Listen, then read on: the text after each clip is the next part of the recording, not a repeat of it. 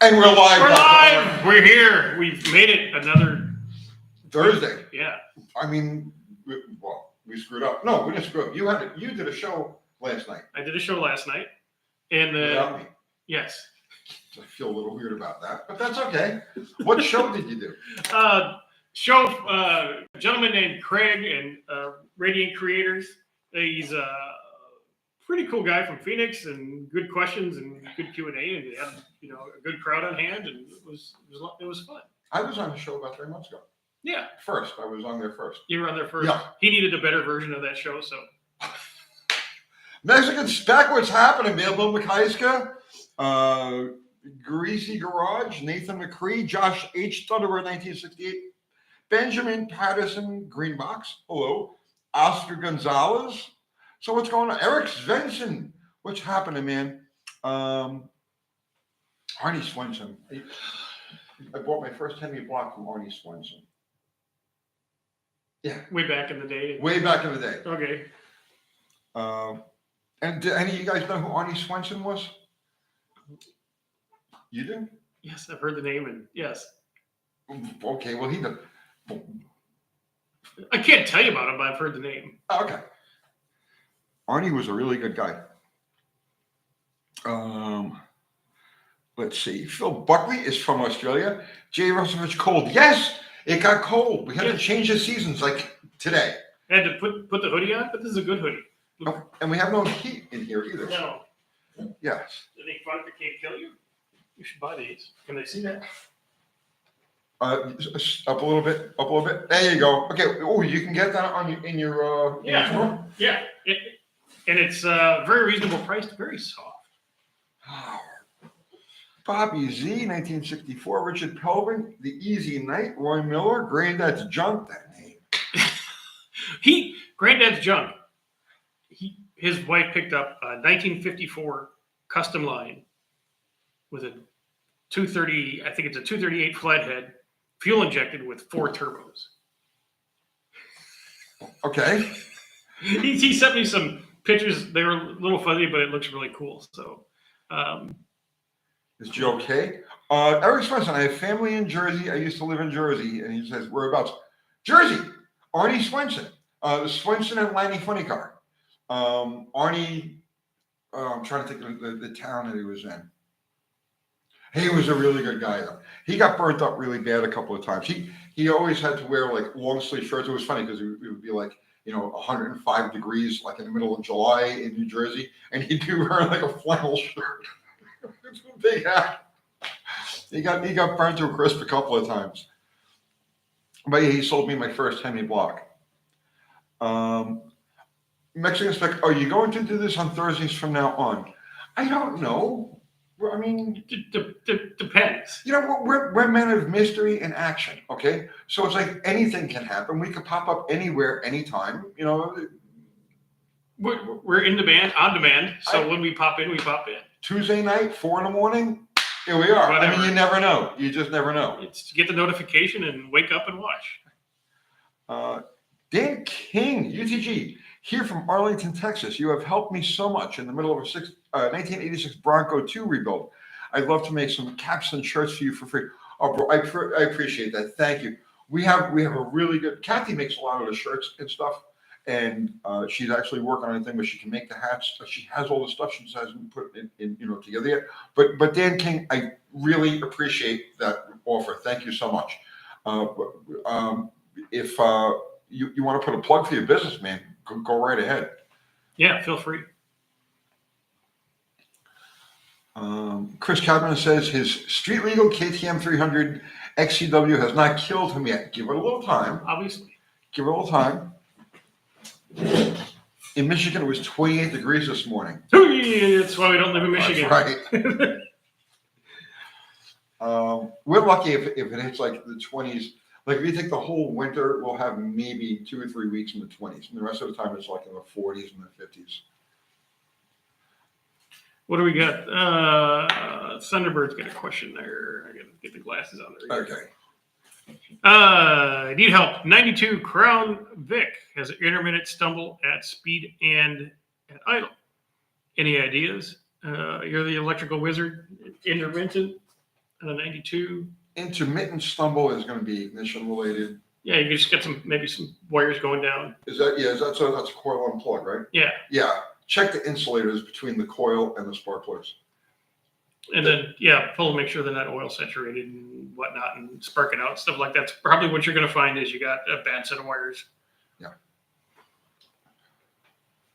Ryan Cave is sitting there watching us while fixing his lawnmower engine. Bro, pay attention to you. Don't worry about us. We'll be here. Yeah. Do your work.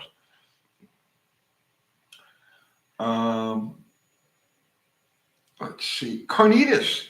After putting a mild cam on my 318, the vacuum is lower and the car stalls. I'm putting it into gear. A mild cam? Unless you give it a little gas. Any advice? Vacuum caster maybe? Okay, so when you put a mild cam in, a mild cam by definition won't affect vacuum to that extent. It won't affect the car stalling to that extent. I'm gonna guess you have a vacuum leak of some sort. Yeah, when you swap the cam, did you presumably have the intake off? Well, I have to. Yeah. There's no other way to do it. Yeah. Right. Probably something in that area sucking air. Yeah.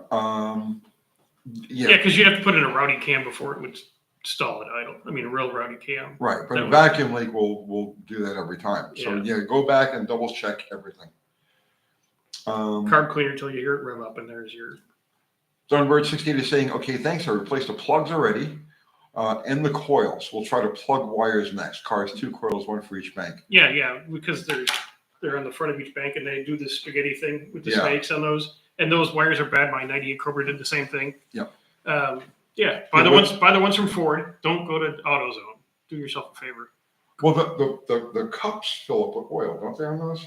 No. Isn't that a common? Yeah, they do that too. But he would have noticed that when he changed the plugs. He would have noticed it when he changed the plugs. Right.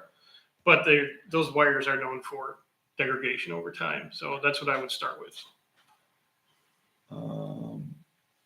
Okay. Let's see. It froze. It froze. Yes. So what is going on with your in your world? Heavy tuning my brains out.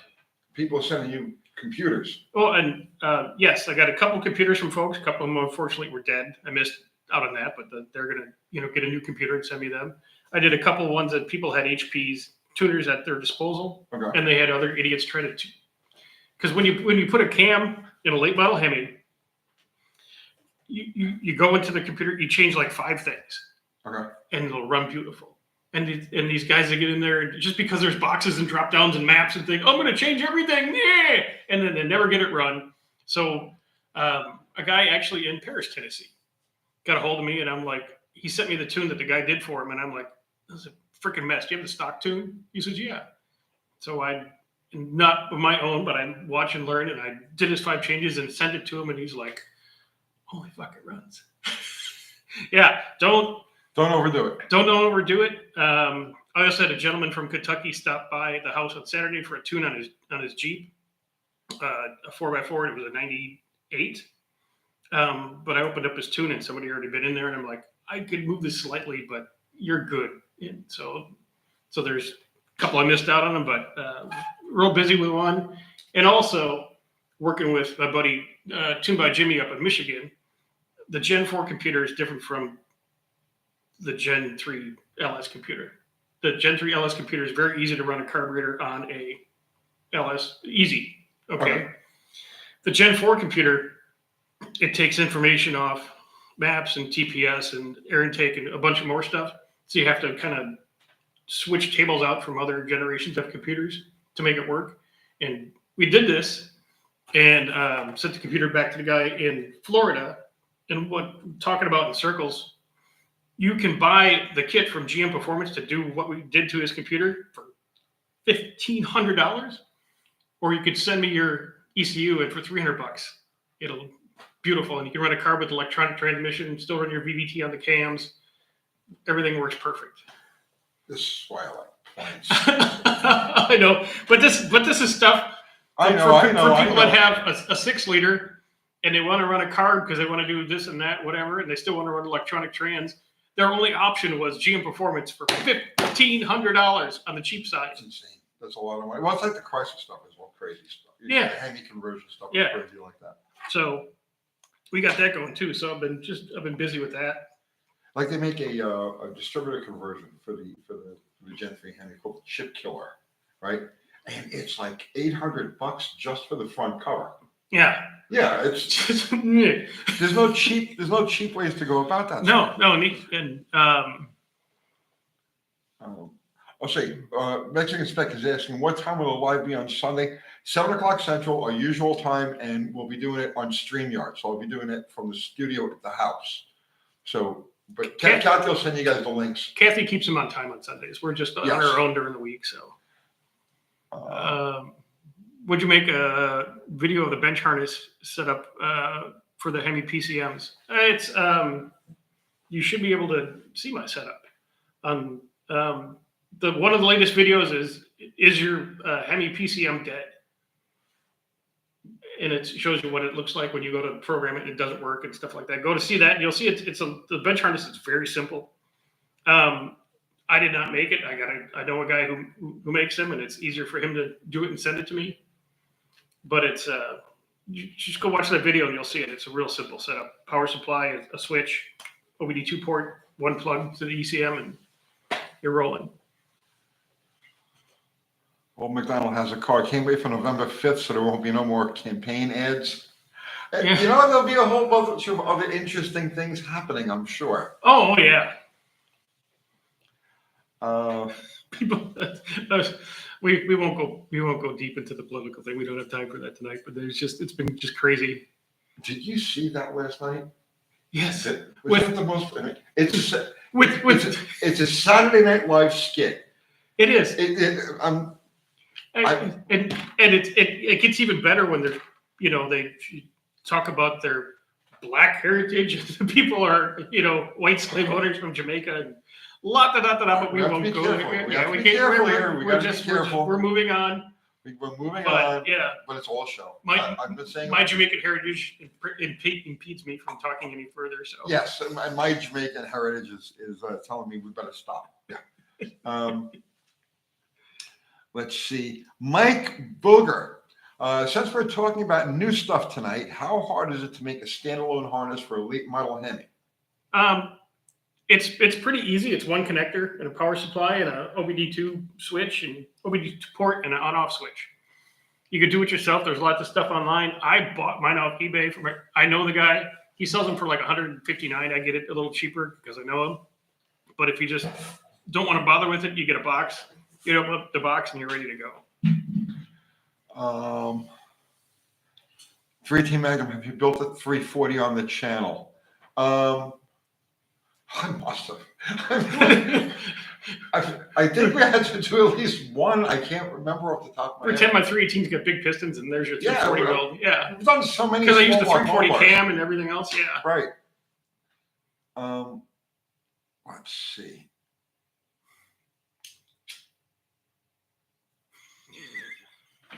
At the top of my car with a 4-pound sledge, you said, now my car is running a little rough. That's why you should never take advice from YouTubers. Crazy old guy with a wrench. Lone Wrencher, I have a Comet with a 428 FE in it. Woo! And I'll bet your therapist loves when you come in and tell them about this, changing plugs on that thing, right? Unless you cut the shock towers and did a suspension swap, you're a better man than I, because I've done headers on big block Mustangs and things like that. That's not fun. So, but that would be a hell of a car. Let's see. Yes, it is a big engine and a little car. Yeah. Good to be here. I thought the buglers finally did him in. I got a little life left in a little bit of life left in me. Is that from the Tang? All the vitamins in the Tang keep you going. Oh yes, Stanley Kubrick sent the astronauts to the moon with Tang on purpose, so they can make it back through the radiation fields. That's right. Yes, that's right. So Tang will get you through the buglers, no problem. Yes, the Van Allen belt. You shoot you right through the radiation. You don't cook like a hot dog in a microwave. Right. Yeah, especially a tinfoil movie prop, but that's another story. Let's see. 318 Magnum. Do you remember the Camaro ad in 1970 where they hit the nose with a sledgehammer? That rings a bell. Was it a Camaro or was it a GTO? With With the Enduro bumpers. the Enduro bump. I think that was a goat, man. That wasn't a Camaro.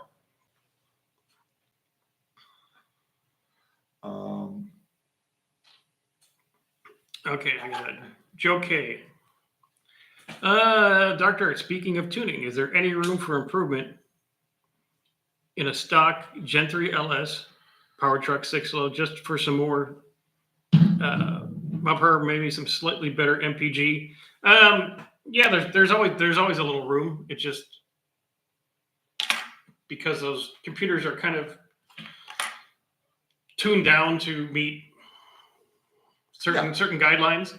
You know, once you can open up emissions. Yeah. Once you can open up that stuff a little bit, you can actually you free up a little bit more power, and the engine's not working as hard, and then you will get a little bit better mileage. So yes, there is. Hit me up on the email, and we'll talk a little bit more on that. And that's dr.artstuff@gmail.com. Yeah, I think you're probably saying I thought it was a GTO they hit with a sledgehammer with the front bumper. Mm. Yeah, I mean, you think about it. If you hit anything on a 70 Camaro, you can either dent one of the two bumpers, break the plastic grill, or dent the metal header panel. So it's like, no hitting a Camaro with. Yeah, it was a GTO. Yeah. Or maybe a Firebird or something like that. But yeah. No, I'm pretty sure it was so. I remember the commercial. Okay, they did it was a GTO, not the. Yeah. Okay. How do you remember stuff like that from 50 because you're years ago? You know, you're small and your brain's impressionable and you retain things. I'm still relatively small and very impressionable. Very impressionable. Lone Ranger, best carb for a big block street car. Define big block. How big? Define street car. Those are the two most vague. You know what I mean? Is it a 390? Is it a 396? Big block, or is it a 600-inch big block? Is it a street car that you drive to the supermarket, or is it a street money car? I mean, yeah. Here's the commercial. Here's the GTO commercial. Look at Mexican look at that Mexican spec. What a stud! He's right on it. Yeah. Let me see it. Oh, I can't copy that. No. That's okay. I won't even try. No. Chris is here. He says, "Good evening, Tony and Dr. Good evening, Chris. Good evening. Let's see. So Lone Ranger, 500 horsepower.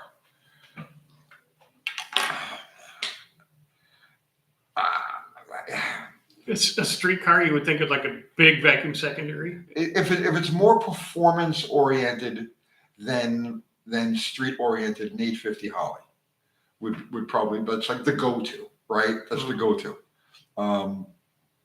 If it's a driver, an 800 Edelbrock is like right at the limit when it comes to something like that.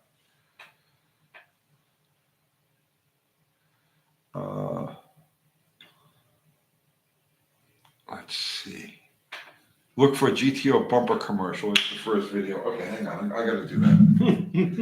Only because it's something I'm remembering from when I was 8 years old. So, from the muted colors of the muted colors of the 70s commercials.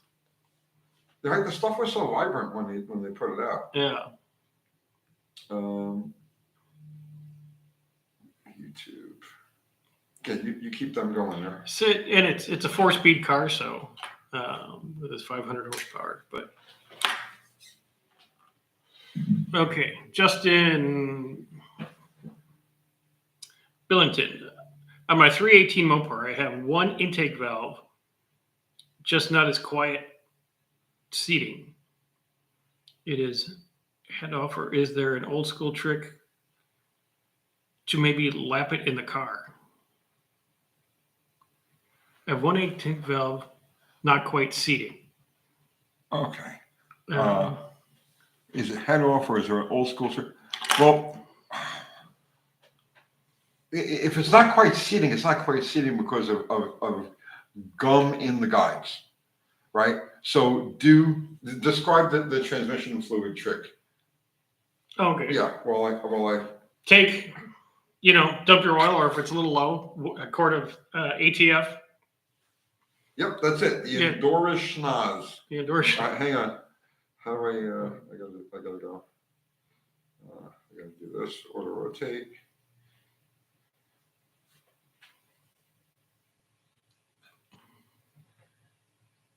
Oh yeah, that's the commercial I remember also. Yeah.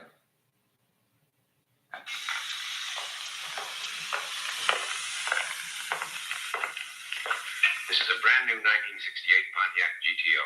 It's been 68. beautifully Yeah. restyled from I was bumper to 1 year old bumper. when I remember this commercial.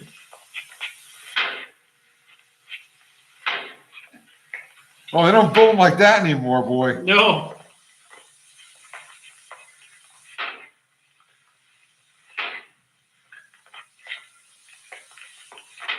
What an awesome commercial. Mm-hmm. No wonder I remember this. This Oh, is a brand 6. new 1968 Pontiac GTO. It has a new bumper. It's the most revolutionary new bumper since bumpers. He's out of breath. Seems like everything those Pontiac engineers touch turns to great.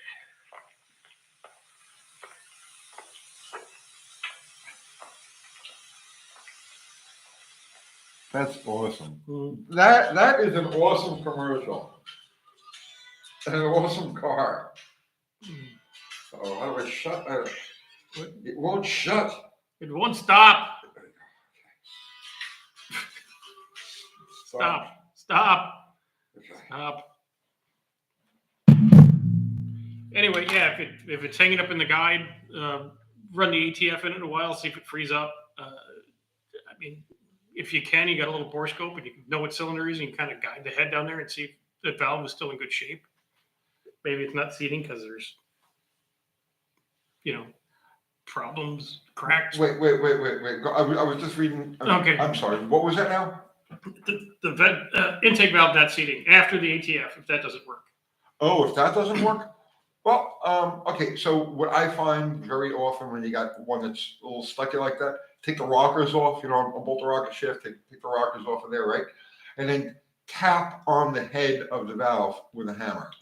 Okay. Because what's happened is when the cam is closing it, it's doing it gradually. But if you smack it a couple of times with a hammer, hit it right dead on the valve stem. Okay. But when you do it like that, it closes. Like the action is that much more right. It snaps, and that'll free them up. And then, of course, afterwards, make sure you a lot of transmission fluid or Marvel Mystery Oil down the throttle, down the carburetor while you rev it out, and that'll clean it so it doesn't happen again. Let's see. Fubar is in the house, and Fubar just put up a link to your merch. Thank you, Fubar. The ever helpful Fubar.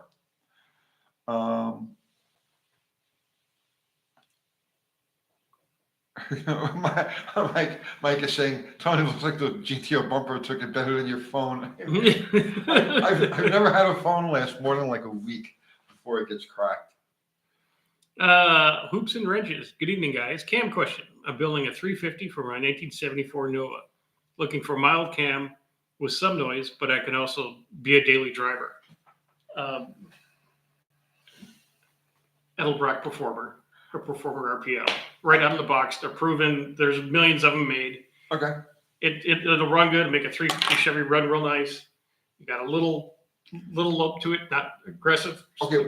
Well, which Edelbrock Performer cam? Because isn't that just the generic? There's a Performer and there's a Performer RPL. Okay, so there's only two. There's only two for the small block Chevy. Okay. Either one, see what you got. If you got to look at the specs and see what you can live with. But I've used, 50 of them. Well, there you go. He knows a lot better than I do. Right out, you don't even have to think about it. And then slap it in. It comes with the grease and the lifters, and you're done. No thought to it. But check everything. Yeah. Everything. Check. And I did videos on this, and you can go back. You can search on my channel about camshafts. Okay.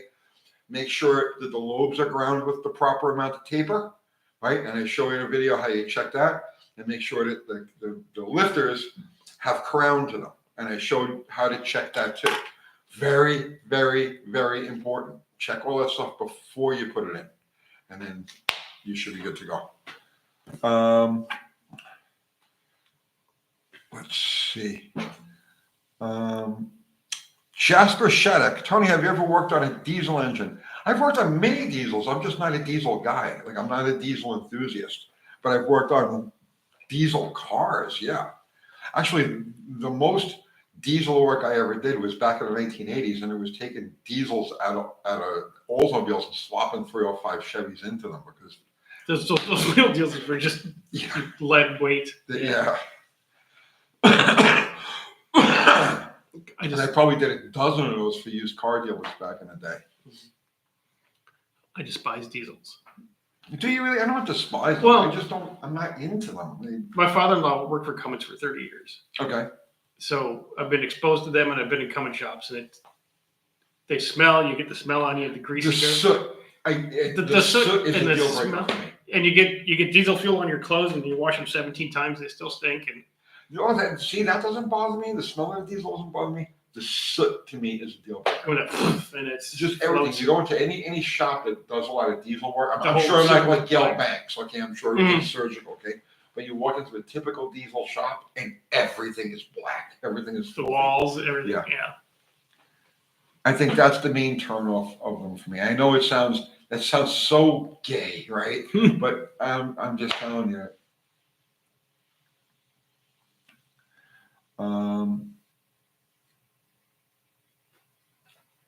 Iceman 2K10, the diesel 350 makes the 305 look like a rocket. Yeah, it does.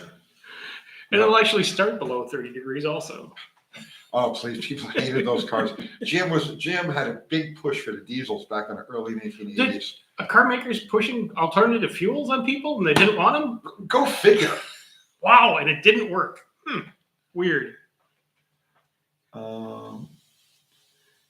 Let's see. 80 Cobra Guy, why did Chevy even make the 305? Why not just mass produce the 302? Well, because by the time they got to I guess it was like 1979, 1978, 1979 when they introduced the 305, all of the basic componentry that comprised the 302 was already out of, you know what I mean? So all they just, it's easy, just make a smaller bore 350 block. And that's besides the point. Stroke difference. The 302 had a short stroke. The 302 had the 283 crank. Right? It was a 283 crank with a 327 block. Yeah. Whereas the 305 has a longer stroke, 3.48 inch crank, the same as a 350. So you get a little more bottom end out of it.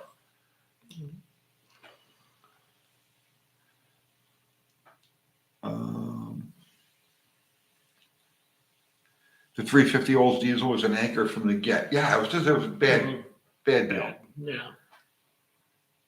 And there was a lot to convert in those cars too. Now it wasn't just a matter of just plopping the motor in and out of there.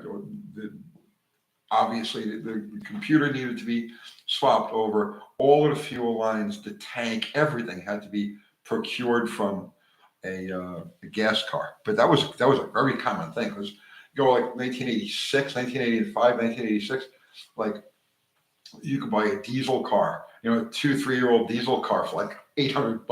It's just like nobody wanted them.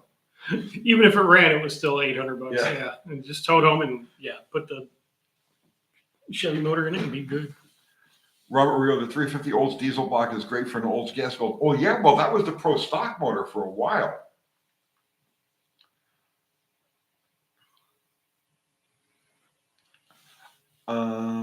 Lone Rancher, have you ever half filled any blocks on street cars and did they stay cool?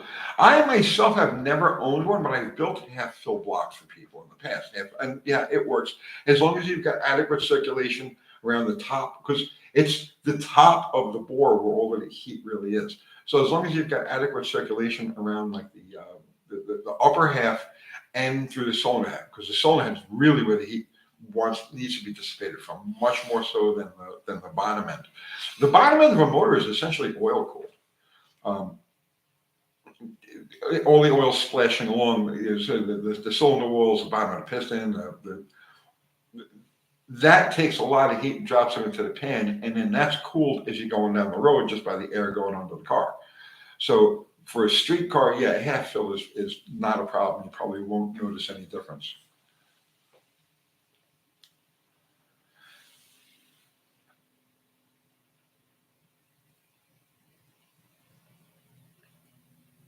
Rick Stotts, my grandma had an 80 Olds 4-door. That thing was a beast. Dual exhaust, the smoke curled getting on the freeway.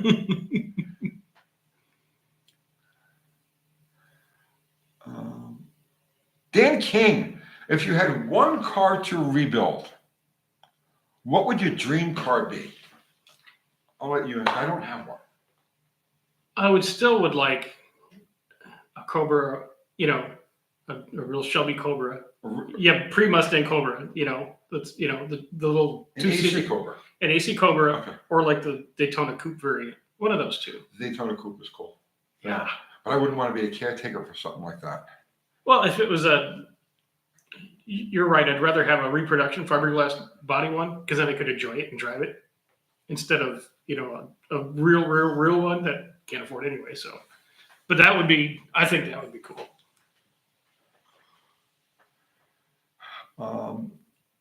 Robert Bray, what do you think of price of a No Prep King race car? Cost $450,000, 5,300 horsepower at the rear wheel. What do I think of the cost of it? That's what it cost. What do you think? Yeah, It's three real big, nice rental houses, but it's a business. It's a business, and you have to spend the money if you want to be in that business. That's where they've taken that to way past saying they have to run like a 399 into eighth to qualify even to get into the show. Right. Freaking car with doors on it. Yeah. Yeah. So. Well, I mean, say there's a car with doors on it. There's nothing. Oh, I know. Yeah, it's a chassis with doors. Yeah. Right. It's an illusion, right? It's steel quarter panels and some roof. doors. Yeah. And a roof. But it's nothing new. Like if you go back, like the first one that pops into my mind, that's like the same as the No Prep Kings, but from the past, was the Coca-Cola Cavalcade of funny cars.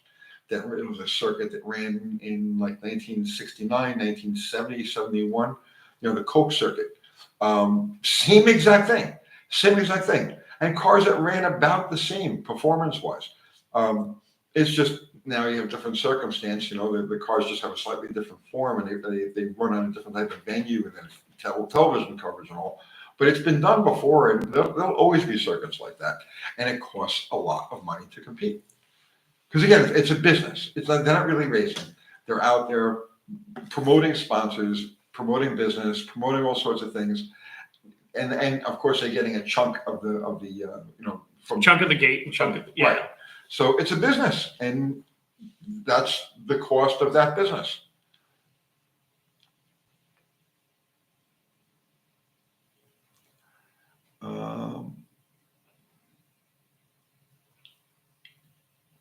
Let's see. Ken Gray, are 906 heads goods put on a 400 or stay with the stock heads?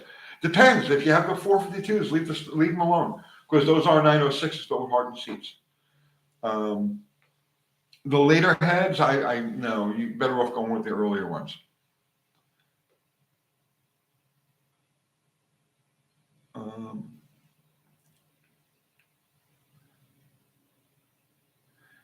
Let's see.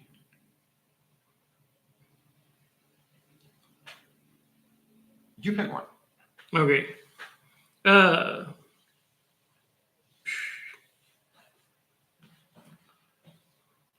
Yeah, it's Steve. Yeah, set up a money, that has a cap of like $6,000, but then, you like the 24 hours of lemons. Okay, how much money do you have in your $500 car? I said a long time ago, right? Actually, when we were talking about reviving Cars Illustrated magazine, this was, I guess it was maybe 10 years ago now or thereabouts. I, at that point, had thought of a class that was one car, okay? And so, in other words, pick a car, okay? So it's a, it doesn't matter. Name a car. Let's race caravans just for the sake Dodge of Caravan, Yeah. okay? Whatever it is, all right? Mhm. So pick one car, 1 year, one model, right? All cars exactly the same. It was what the IROC series was supposed to be, right? But you do with drag racing, okay? And the rule is no detectable modifications, right? You can do anything you want to this thing, right? But it can't be detectable in any way, shape, or form. So every car in this class has to be that year, that make, that model, those options, exactly the same. The only variation could be color, okay? And then no detectable modifications. Now, you want to see some creative racing. You want to see some tight, creative, cutthroat racing. That would be Mhm. I know I would be all over something like that. I would be all over something like that.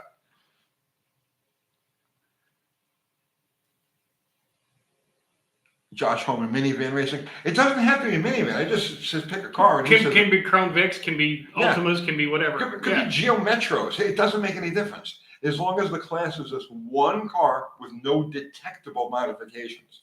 And you will see the geniuses come out of the woodwork and work things and finesse things, and kind of like the fast cars. Okay, but the fast cars, well, those are very expensive race cars, very exotic race cars. But something like that, but with more restriction and a more common, affordable, attainable car. Mark Sauvé, wouldn't that promote cheating? Yes, that's the whole point. Yes. The whole point of the class would be cheating. Whoever cheats best is going to win. Cheats best without getting caught. Right. Yeah. Right. It's not no modifications. It's no detectable modifications. So everything has to look exactly stock. Everything has to sound exactly stock. They have to sit exactly stock. Right. And then it's up to the individual racer to come up with his spin on how to make this thing work.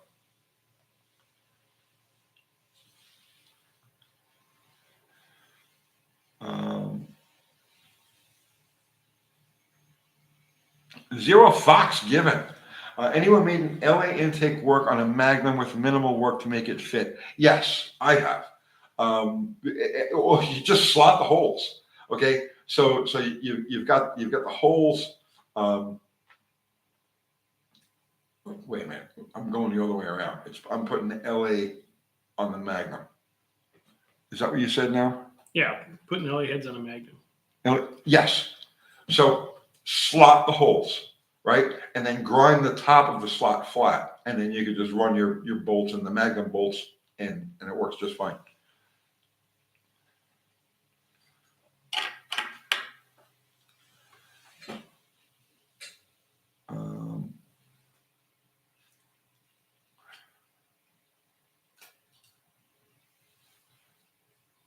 Mark Sauvé, run 2 quarts of oil in the engine and a short filter, and 10W30 in the diff, old stocker friend. Yeah, that very Stuff like common that, stuff. yeah. Yes. Don't you use like ATF in your diff or something like that? Well, this one still has the oil in it. Oh, okay. But I haven't done anything to it. The plan was to go like full synthetic in everything. Right? Yeah. And I will just. Have you checked the oil? No. All right, maybe we'll do that next week or something. Okay.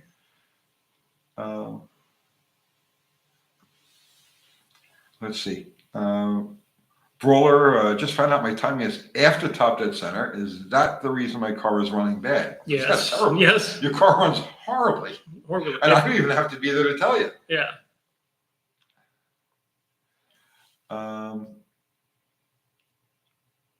Kia.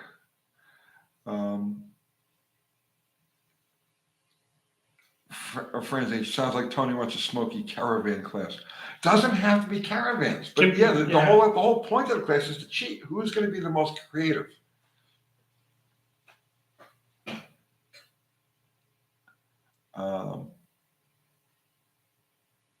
Let's see. Louis Calderon. Why do some racers introduce a vacuum leak with a valve right before lining up at the drag strip? Saw some guys with a hose hooking up from the back of the car to his car. I have no clue. No clue. Why do some racers introduce a vacuum leak with a valve right before lining up at the drag strip? Saw some guy with a hose hooked up from the back of the car into his car. I don't know. Some weird shit somebody was doing. Yeah. Yeah, it sounds to me like he had a really mismatched or poorly tuned carburetor. And that was his crutch. And that was his crutch to create a vacuum leak to clean it up. I don't know. Hmm. He might have let it leak, let it suck air through there so that it idled nice and smooth. And then when you go to stage, close it off, fatten it up, and it'll respond a little bit better. But I'm only guessing, man. I'm only guessing. Stephen McHurrick. No. Tried 10 degrees before top dead center, not after, sir. Yes, before top dead. Before top dead on every engine ever made ever.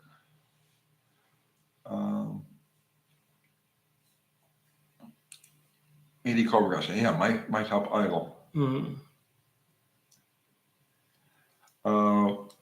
Mark Survey, remember back in the day, taped up hole in the injector hat? Yeah, we used to do it all the time. Sometimes they remove the tape before the run. We had several holes in like towards the end, right? As I was getting out of the fuel thing, we had several holes, and yes, they'd be covered with tape, and you would add or remove the tape depending on where you wanted the idle to be.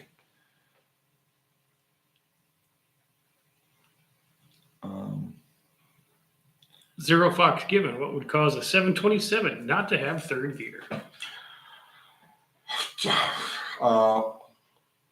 Many things. Many things. Third gear run bye-bye. I'll tell you what, bro. That's a question for Google because there are so many different ways to troubleshoot, so many possible causes, and so many different ways to troubleshoot it. Don't waste your time here. Go to Google, right, and go to a transmission form, even Facebook transmission form, and put that question in there, and you'll get all of the answers and all of the troubleshooting info. And why don't you have the copy of the service manual for it? Wayne, later 273 heads, do they have good exhaust ports like the earlier ones? Yes. All of the 273 and 318 heads have excellent exhaust ports. They need a little massaging at the roof because they all have a lip. A little bit of a little boob up there. Right, a little boob, right? So a little ramp. So take that down and you're good to go.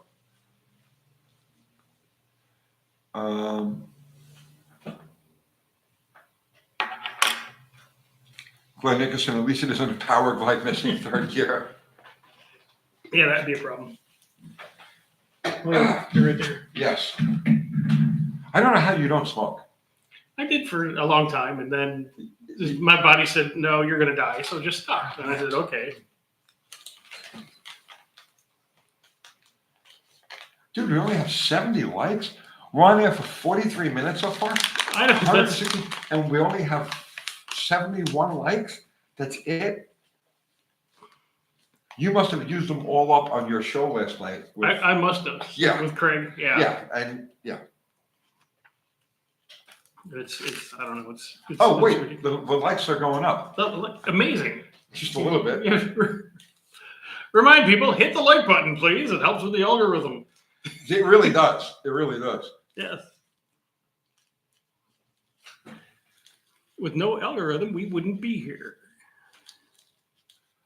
Mexican Tony, do you notice that these Thursday lives get about half the views? Yeah, I don't really worry about that. I mean, I'm not. Anytime you change anyone's cheese. Yes.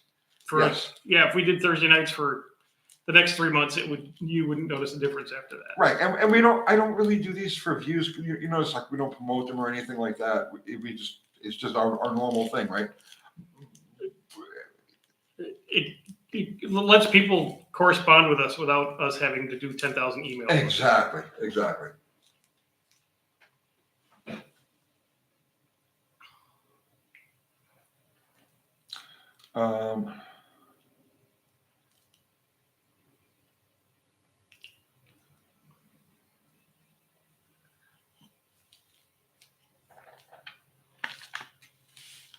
Alan Schulbrook. Okay, go ahead. Fuel starvation, fluid starvation, worn out bands, or internal transmission problems. That's as vague as you could possibly get. Yeah. You need the actual troubleshooting chart. Charlton, this is a hilarious question. And not that you're asking anything funny, Charles, but Charlton Zimmerman, did you ever run into a nylon cam gear? Oh, The timing chain. Yeah, that's how you make a lot of money. All of the original ones from like 1970 until, they all had the nylon. Yeah, my first time I was exposed to that, I had some buddies of mine that were a couple years older. He had a 73 Charger, 318. And, he got it all painted and it was going good and stuff like that. And he just goes out to start it one morning and it won't start. He's like, well, it burned last night. Why won't it start? Turns out he just ate the nylon right off of it, throw a, reset your cam and put a new gear set on it and hopefully nothing's bent and fire it up.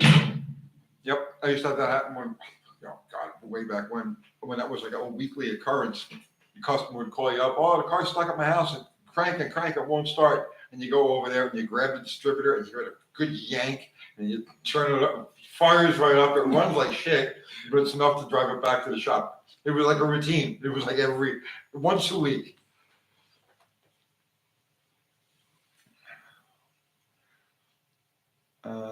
Travis Moore, is it odd to like a 1965 Buick Special profile and front grille? No, not at all. No, stately, beautiful cars, man. Iceman 2K, what's the next step on Mission Improbable? I'm going to do a video on it tomorrow. I was working on it just when Dr. Art pulled up, actually. Yep. Very informative. What is? What you did and what happened. Which Friday. part? Both. What happened Friday?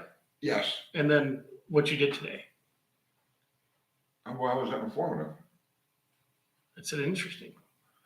You mean the thing with the shocks? Yeah, and the intake and the. Oh yeah. Yeah, I'm going to do an update on that whole thing tomorrow. Bring everybody up to speed. Tell you what the budget is and where we're going to go next and what I think we're going to get. Let's see. Lone Richard, remember when everybody did bleach burnouts?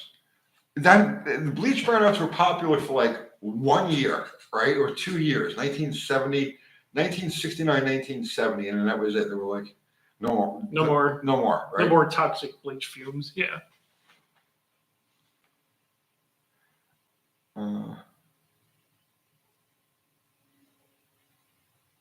Brian Nyquist, I'd really like a way to chat with you about reading between the lines. Tony, your videos about finding space inspired me, plus other notes you made. Dude, I'm busy. I know what I mean to blow you up, but my head is just so full of stuff. I mean, I'm here now. This is why we come here. This is why we do this. This is why we do lives on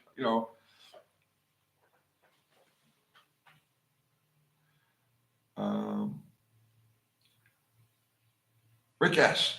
My 69 slant 6 4-speed makes a weird clack, clack, clack noise at idle by the clutch. With the clutch pedal pressed, it's almost gone. What is this sound? The fingers, the fingers on the clutch are hitting the thrower burn, right? With the clutch pedal pressed, it's almost gone, right? That's probably what it is. It's just the fingers aren't sitting evenly. So as they're spinning, they're kind of tapping against the thrower burn. Or one broke off. Or one broke off. Yeah. Yeah, either way, it's a sound in your clutch, and it's a sound meaning that you're going to probably have to go in there sooner rather than later. Yeah. David Groh II built a 318 Poly Stroker 392 for my Christine clone. What are your thoughts about the Poly 318s? I've done videos on polyhead motors. And one of my most populars was the engine that Chrysler should have um, developed on the 318 poly. They're great engines. The only downfall of those motors is the exhaust port is small. Okay, it's just the engine was designed at a time where maximum performance and maximum exhaust flow weren't at the top of anybody's list of priorities. So it has a moderately sized exhaust port, but it has water jackets that surround it, and it's a very thin casting because I've cut some up to see what was there, right? And you can't do any meaningful porting on the exhaust side. So that to me, and the intake is beautiful. The intake is like amazing, and the combustion chamber is amazing. But it's once you get to the exhaust side, and it's just because they didn't have maximum performance in mind when they designed that engine. They had reliability and smooth, long-lasting operation. So keeping the exhaust side as cool as possible, that was their priority. And so, but that said, man, they'll make gobs of torque, and there are many 500 horsepower examples of them out there.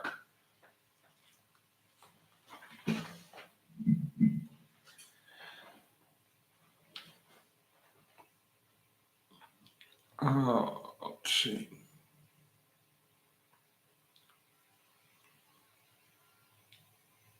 Let's see. Tony's only available twice a week. Yes.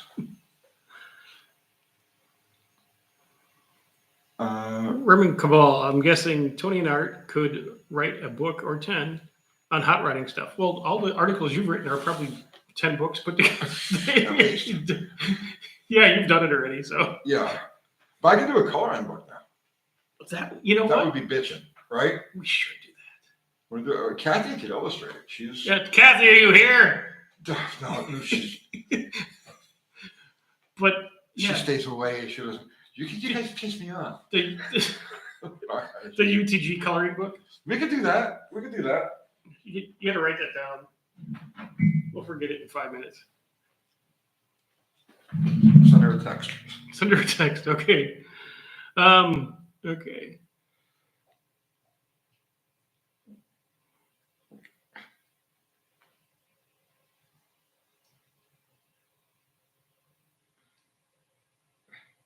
Okay, UTG Tech coloring book.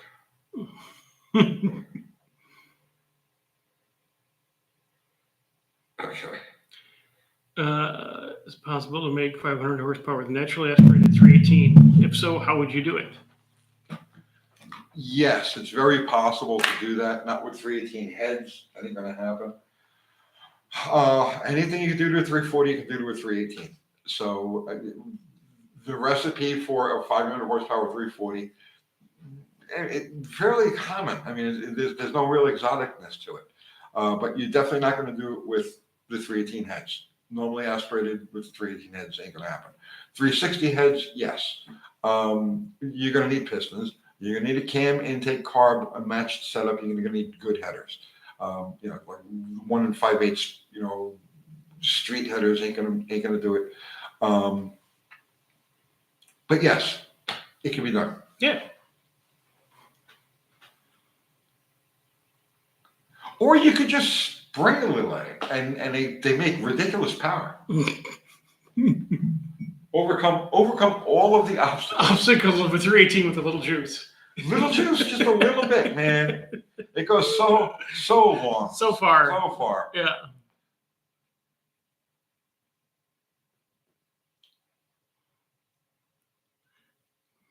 I think our viewers were onto something with the UTG coloring book. Kathy's an artist. She's an artist. She's a cartoonist. You can open it up, and you could have you color in Bottle Rocket, then you color in Slaghammer, then you color in. It's going to be a tech book. A how-to. Oh, so you could color in the carburetor and yeah. Ah, okay, all right.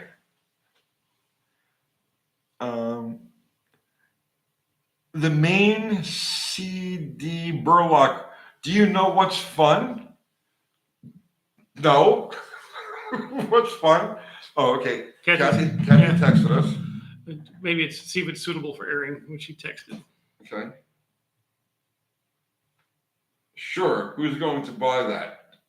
She wants to know. Well, you can. We'll make a cover and it takes pre-orders. Do I have to text you, or can I just tell you here now?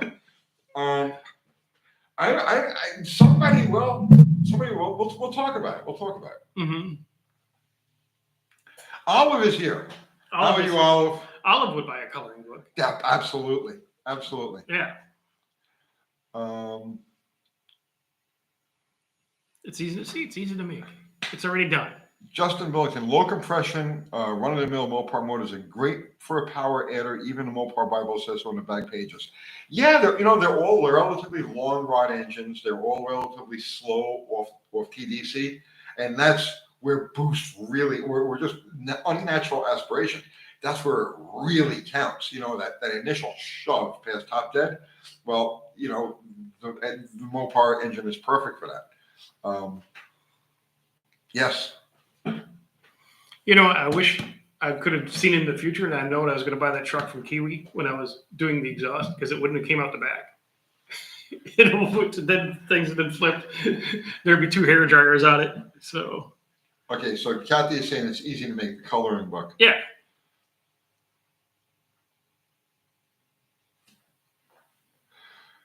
Brian Nyquist would buy the coloring book. Okay. Well, Yeah. Patrick Sullivan would buy a shirt if it came with a coloring book. Okay. All right. We'll talk about this. Yeah. What were we just talking about before that? I don't remember. Boost on a Mopar engine. Yeah. Yeah. Let's see. Granny's blue waffle. There better be a blue waffle in the coloring. Yep, the whole point is to color it yourself. That's right. Olive's got her snap-on crayons. Those are some high-dollar crayons, Olive. I'm sure. You're paying on those for a couple of years, right? Yeah. Eric Swenson, good night, brother. See ya. Nice having you around. Thank you, sir. Oh, somebody was asking, do I know what fun was, or do we know what fun was? And I missed that. And they must have. Okay, let's go back. Let's go back. I'm going back. Go back and look for fun. Oh man, this is the main CD Burlock. Do you know what fun is? Let's see if he ever.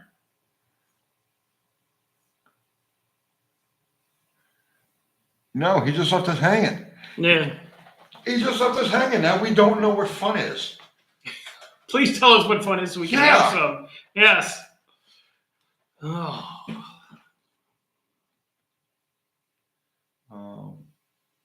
Pontiac 400 and a station wagon.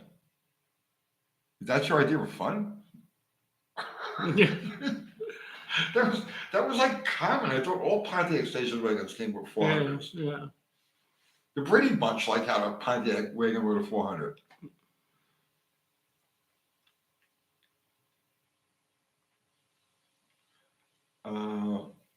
How to weld a broken Henny. But the weather's changing. I'm going to be stuck in here for a couple of months. So yeah, I'll get plenty of things done. The glory and the sunshine in the motorcycle season's coming to a close. Yeah, and I'm debating if I want to keep that Virago or get rid of it. Like I finished it, it runs really good. I took it for a ride and everything. It looks good. It looks good. Yeah. Right? Did you put tires on it yet or not? Didn't put tires on it yet. Oh, because you're right on the cusp of. If I sell it, I'm not going to put tires on it. If I keep it, I'm going to put tires on it. But I'm right on the borderline there. Well, sell it with an included parts bike and get your money back and clean up some inventory. That's why you can sell. Kathy, I sold 2 bikes. I get one to replace it. No, but that's the point though. I'm really content with the fleet that I have. I have 4 bikes, and those 4 bikes cover like all my needs. Like everything I desire, I can have with those 4 bikes. Would you? So the 5th bike, like this Virago, doesn't really have a place. Does that make any sense? Yes, but I don't think you're. I think you're lying to yourself because you were twitching over a drag bike just last Friday. Oh yeah, that'd be great. That would be great. But I don't have time to get the cars out. Much less get a bike out to the track. Right. Yeah.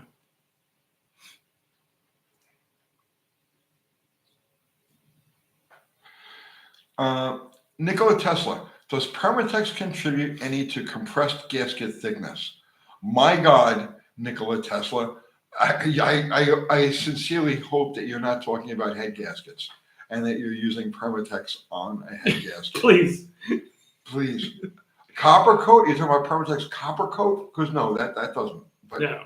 but if you're talking about like silicone, please tell Orange me. silicone to make sure the water jacket's sealed. No. Have you seen? I've taken engines apart. I've struggled taking heads off of vehicles because they were Yes. stuck Yes. silicone. Yes. Yes. The main. What state do we live in? We are just south of Nashville, Tennessee. I've been in Nashville for 21 years now, so like I'm a native. You all.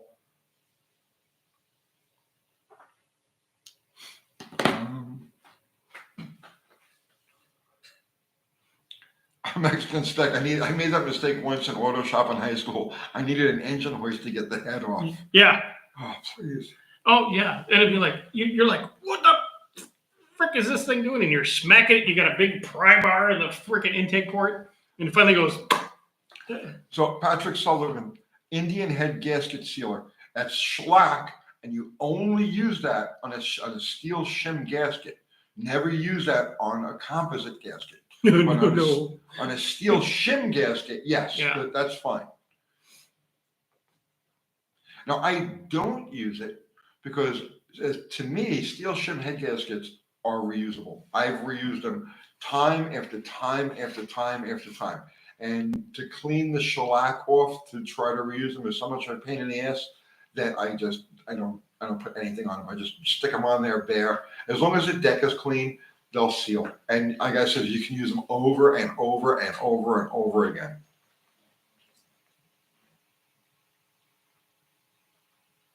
Rod Bacon, just want to say hi from Perth, Australia. Love your channel and was stoked to see a live stream. Cool. Yes, we do this typically on Wednesday nights. Tonight we're doing it on a Thursday. Which is Friday for him. Which is for your Friday. So usually Thursday at about lunchtime for you. Because Dr. Art yesterday had a very important interview on a very impressive show. Yes. Yes. Yes. You can go check it out.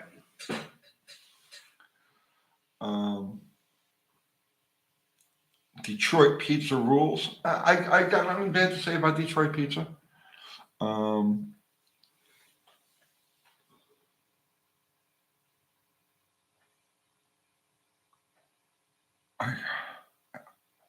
I couldn't figure that one out. And Fubar put a link to my merch. Thank you, Fubar. We've got these shirts, right? Sketchy by my standards. Is this a sketchy? This is Yeah. sketchy. We've sold thousands of those things, and we have thousands of them just laying around collecting dust. So yes, by all means, grab a shirt. UncleTony'sGarage.com. Thank you, Fubar. And then Fubar will be with us on Sunday night. We're doing a live with our mods, who are just the most amazing guys. They're with us all the time. They've been with us for years. So Mexican Spec, Fubar, Zero. Hopefully Ari comes and goes. But yeah, so this Sunday night we'll be doing a live with the gang. I'd like this one, Green Bean. I recently saw an ad for a Lincoln Mark 8 with a 32 valve V8 for $2,500. Feels like it's too cheap. Or the Mark 8's an awful car? No. The only thing that's bad with them is maybe the air suspension. Then you just put regular springs in them. But I like those cars. I don't know what you feel. I like them, but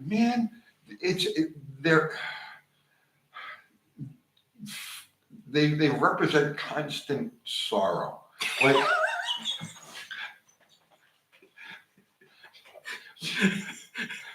you know what I'm talking about? Yeah. Okay, constant, because that power window won't work anymore, and then the speakers on that side of the front don't work, and you get this buzzing out of the speaker in the back, and the dome light doesn't shut off, and it kills. Then the power seat goes back. Then the but power not seat forward. goes back. Right. So it's like that's the problem with those cars. Okay, wonderful cars, but constant sorrow, constant. Yeah. Right?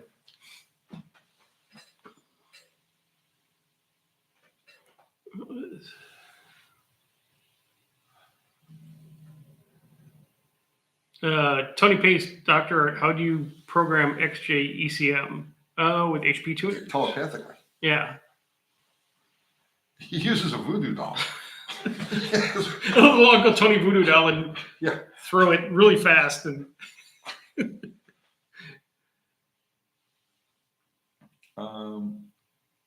okay, here's actually a good one for you. Okay. Jacob Bowman. Tony, I have a Hemi. I'm working on one of the main bearing caps. Has a huge gouge down the middle. What's your opinion on reusing this? Using it for race application only? Well, okay, Jacob.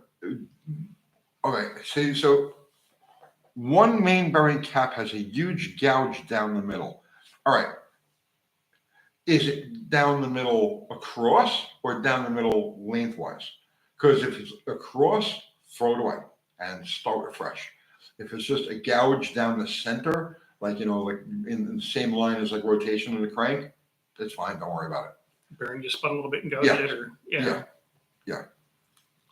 But do check very carefully. Torque that main in place and make sure that the bulk of it, the mass of it, isn't distorted in any way or worn in any way. Sometimes they'll look okay, and then you put them in place, and they're not. So I'm assuming that you're going to do that. You're going to take the cap, you're going to torque it in place on the block, and then you're going to carefully check measurements at least 3 points around the circle and make sure that everything is the way it's supposed to be. Yeah.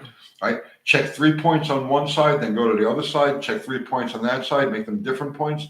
And as long as you're within, let's say, a half a thousandth of, then you're good to go. A gouge this way is not going to make any difference. A gouge this way is a stress riser, and the cap will break.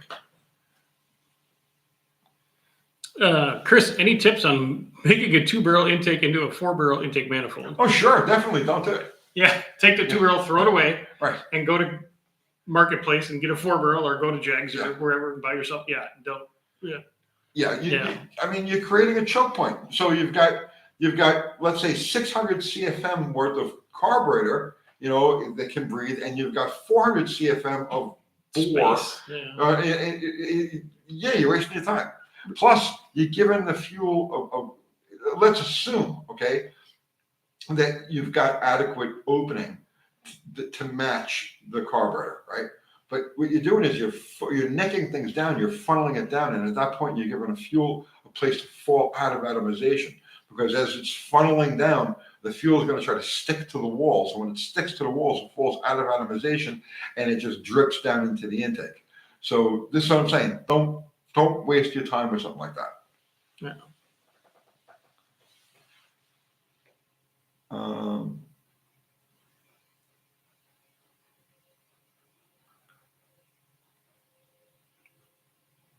Franz H. Old luxury cars seem to be a pattern of everything that made them nice when they were new makes them an issue. Yeah, when they get some age on them. Unless the luxury features are ashtrays for everyone. It's the truth. Yeah. It's the truth. That's why when people ask me, I always recommend go with the base level car. To my classics, right? Go with not something new that you're going to drive for 3 years and then trade in or anything like that. But I mean, you're going for an antique, right? Go for the most basic car you possibly can, because the less parts, the less trouble. And luxury cars have all of the stuff packed into them. And it's all aged. Yeah, get the Roadrunner over the Imperial. Yes.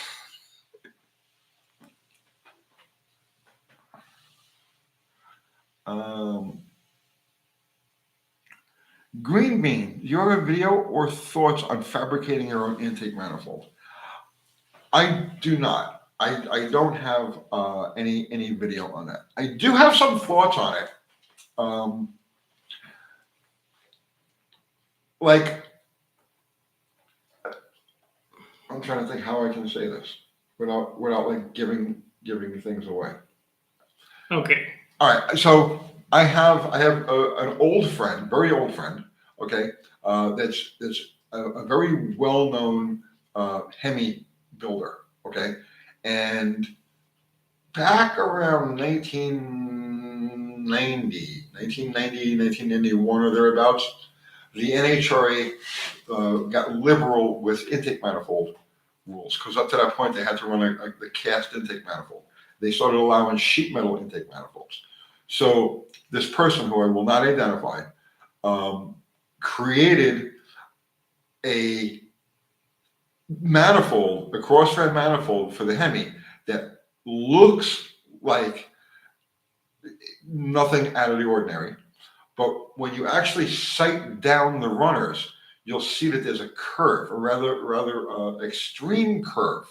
Okay, and the whole purpose of that was to create some swirl in the combustion chamber, so that instead of the mixture coming in dead center, the mixture came in and it cocked at an angle. So it's coming down the pipe, but it's coming down the pipe on a curve, and because it's on a curve, it wants to stay on a curve, and so it created a little bit of swirl there. And the first year that he ran that, they had the ET and the mile an hour record in super stock AA, right? SSAA with the Hemi Dart.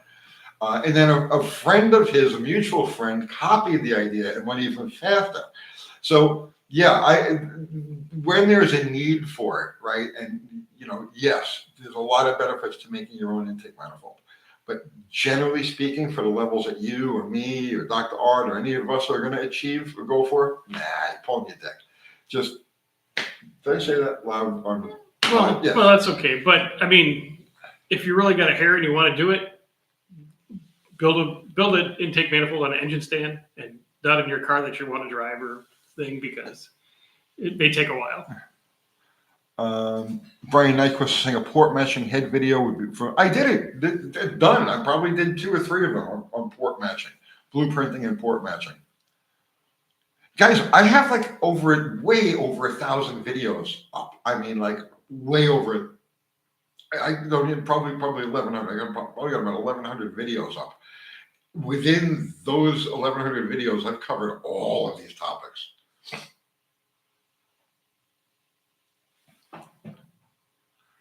Jay Weiss, the guy next to Tony, has no eyes.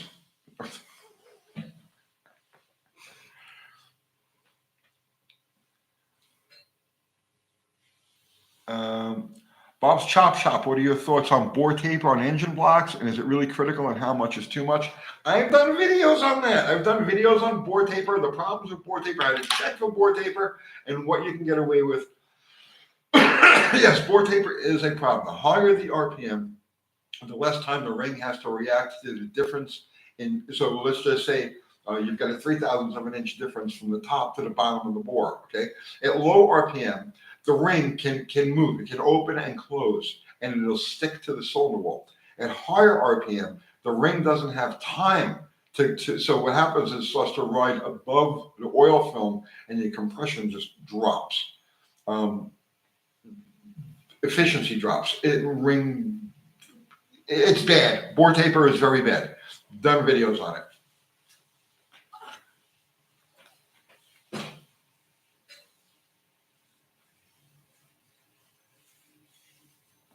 Mark Sauvé, I know someone who bought a super stock AA Barracuda, and he found out the hard way how much was done to that car when he had to replace the windshield, and it wouldn't fit. It was too wide. Yeah.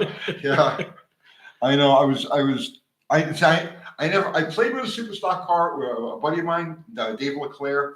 He had an RO23 Plymouth, a super stock car, and I played with him with that. But it was just a hobby thing. He ran the car out of his garage, and he'd take it out a couple of times a year.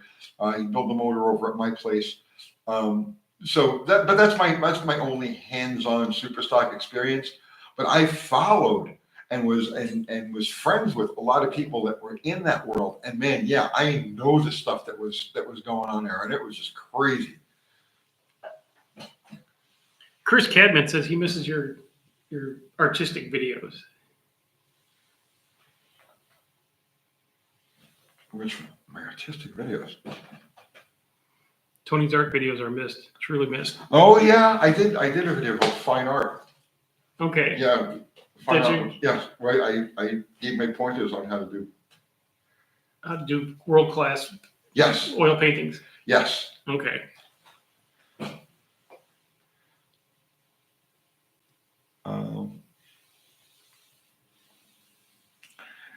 DJ 8092, please settle this for us. Okay. In stock form, which is faster, a 340 Duster or a 383 Roadrunner? The 340 Duster. Not by a whole lot, but so let's just say typical. Okay, let's go with 1970. Go with 1970 because then that's one year we had both 383 Roadrunner, 340 Duster. Okay, so a 70 383 Roadrunner, like a base car, 4-speed, 323 gear. You're looking at a car is probably going to run 1480s, 1450s in that range. Average driver, average circumstances, street tires. The Duster, you're probably looking at a car is going to go 1450 to 1420, right? So like a real fast Roadrunner is going to beat a real slow Duster. Like, but there's going to be that overlap there. But the Duster is definitely going to have the edge, no question about it. Wow, that was a sneeze.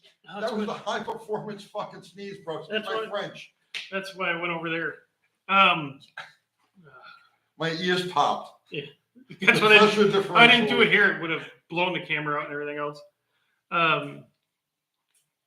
He passed it by with Brad Restorations. He hasn't been in a while. He found a I think I showed you the picture of it. He found a Cornet 500 in the barn. I think so. Rings a bell. Yeah. And people show me pictures of cars all the time. Yeah. What's worth more at resale? I like the Roadrunner. Well, we're way past the resale on those cars by half a century. I would prefer the Roadrunner. Curtis Randolph, my VW Beetle starts to smoke blue after about 5 minutes of driving. Any ideas? Seems to run good. Yeah, blue smoke is oil, and so you're just worn out. Yeah. And if it's a newer Beetle, it's the rings because they're all bad. Okay, this is going way back to Nikola Tesla. The reason for my question about Permanentex affecting gasket thickness is because I will be doing a cam button setup measurements without the Permatex. Okay, so if you're applying it correctly, all right, it's just a swipe. So you get your gasket, right? What I generally do is I'll take Permatex or yellow weather stripping adhesive. I like the yellow weather stripping adhesive. I know there's probably no difference between yellow and black. I don't know why, but I've been using yellow for 40 freaking years. So in my mind, it's yellow weather stripping adhesive. So that's what I would do. Take a swipe of that on your finger, go over the gasket surface, stick the gasket to that, some baby powder over the gasket, then put your timing cover on. And it's not going to make any difference as far as thickness goes, right? Zero difference as far as thickness goes. And you'll be able to reuse it over and over and over again. But make sure you baby powder the gasket. So one side, yellow weather stripping adhesive, gasket, and then baby powder. And you're good to go.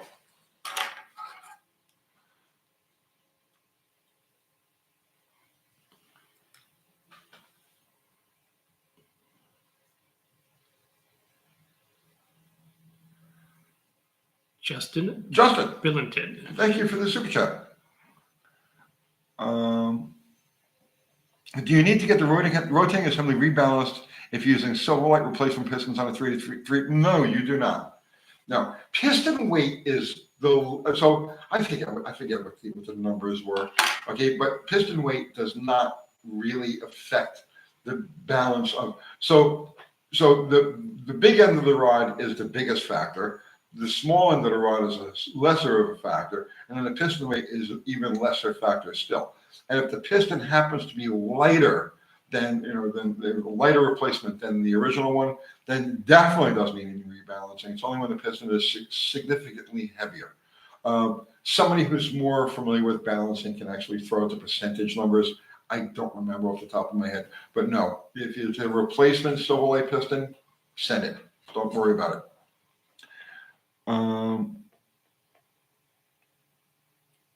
Chicken Joe. Chicken Joe. Chicken Joe, go ahead. Remember Chicken George? Chicken Joe. Yeah. Yep. I'm swapping from power to manual steering on my Duster, and 2 of the bolt holes in the K-member disappeared. Tapping tomorrow. Any tips? 2 of the bolt holes in the K-member disappeared. Where in the key member? There's 3 holes, 1 off to the side, and then 2, 1 up, 1 bottom, and they each have a captured nut on the. It's a welded nut on the other side, facing that you screw into. Be a little more specific, Chicken Joe.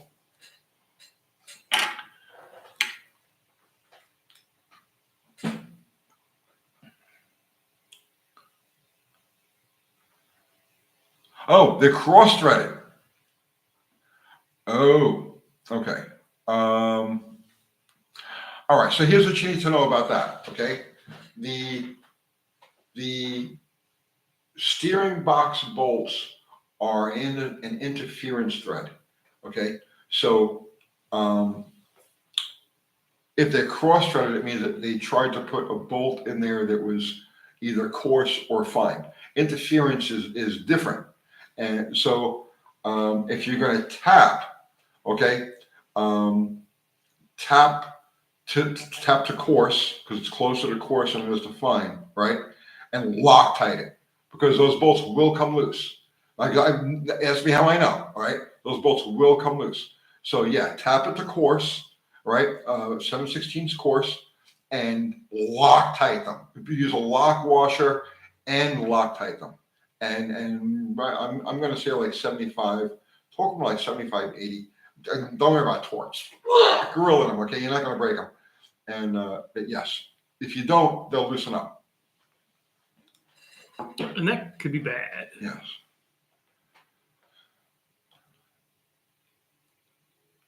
Oh, okay. BS Customs wants to know. This might be an odd one. You're talking to me, brother, man. But everyone in my life that I would ask this question has recently died. So, what is the Frank Zappa? Is that a real poncho or is that a Sears poncho about? Was that an old ad or something? Well, that's from Camarillo Brillo, the song Camarillo Brillo. And he says, yes, is that a real poncho or is that a Mexican? What is that about?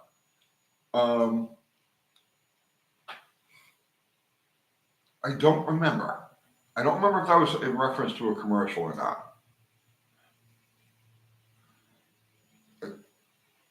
Huh. No idea. No idea? Not a Zappa fan? Not a Zappa fan. No. Yeah. Yeah, I don't know. I don't remember. I do know the line. I do know the song. I do know the album. But, I am the slime.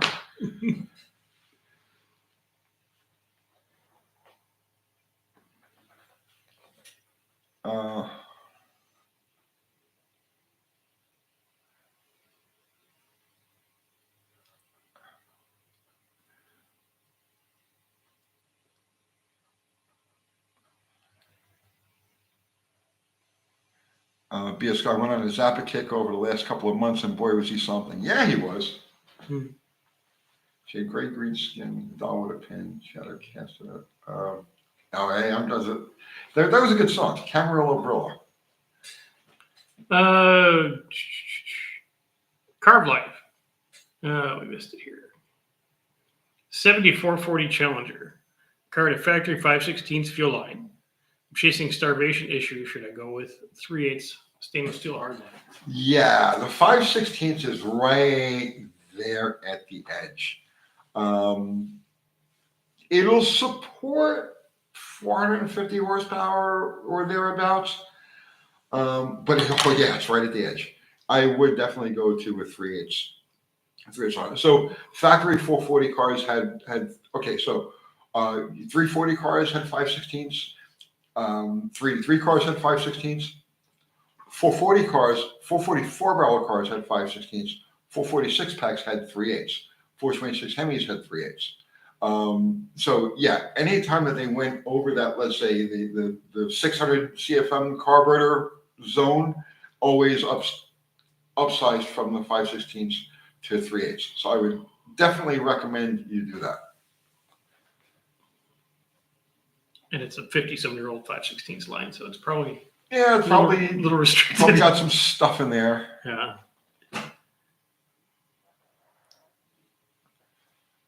Um,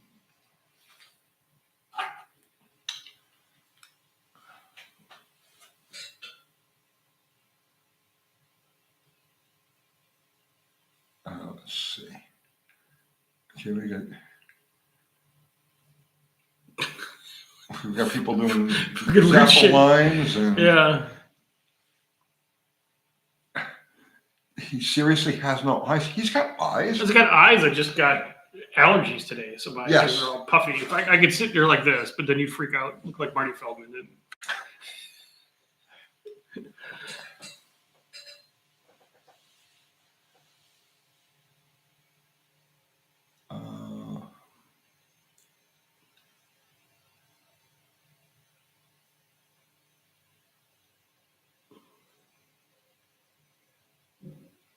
Okay, I'm zoning out. Yeah, Sorry guys, I'm yeah. zoning out. I zoned out. I went to a different place.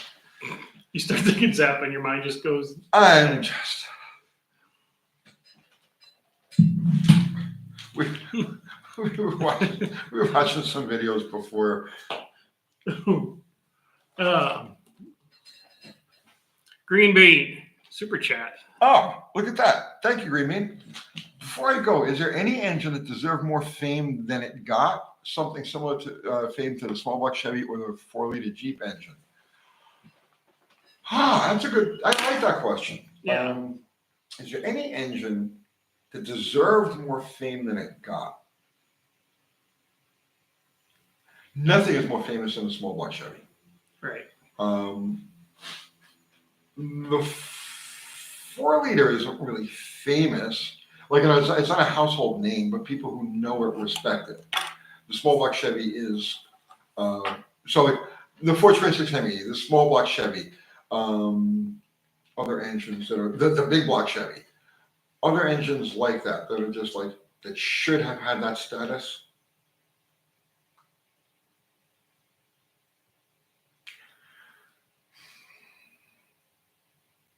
I'm drawing a blank. Yeah, it's kind of a wide berth, you know.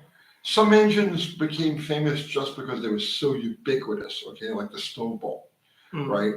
And some engines were kind of in and out, like a Cleveland. Yeah. You know, and then they bastardized them and ruined them to make a 400. So that kind of. Yeah. That's a good question, man, but I can't off the top of my head, I really can't think. I'm sure something will pop. Something will pop into my head. Oh,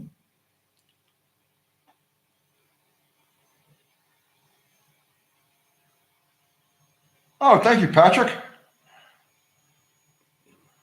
It's a dancing chicken. Nice. Cool. Thanks.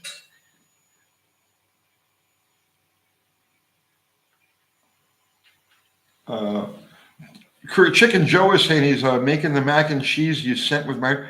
Was it a greasy enough handprint for you, bro? Shadow Ops Airman 1. Are small block Chevy Speedmaster cams durable? No. Just don't. Just put it back in the box. And send it back. Bad idea. Bad idea. But he got a Spicer roller unit for a 383 Vortec. Well, okay, wait. It's It's a small block Chevy roller. It's still Speedmaster. I It could be ground for a Buick and a Chevy box with a Speedmaster. Yeah, I honestly, I wouldn't. I wouldn't. That's like subpar brand X. It's below brand X. Yeah, Yeah. that's why it's cheap, because it's all it's worth.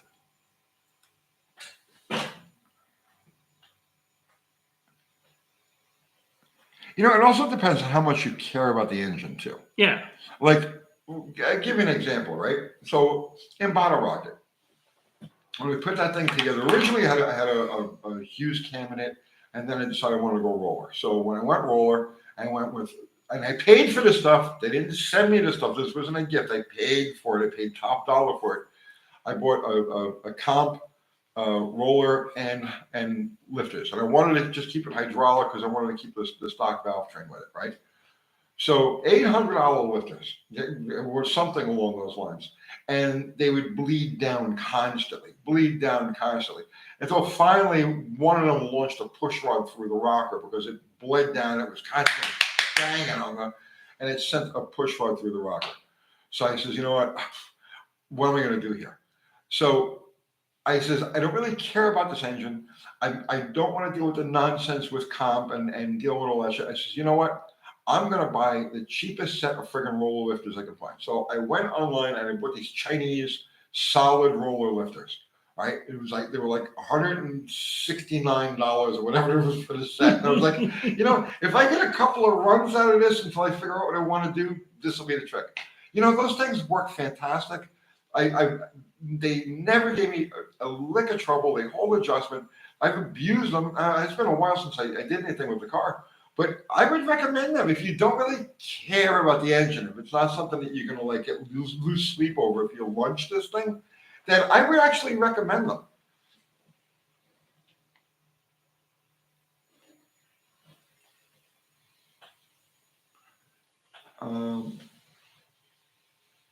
The holes, technical question. Uncle Tony, in 10 words or less, what is the best fuel additive for older cars?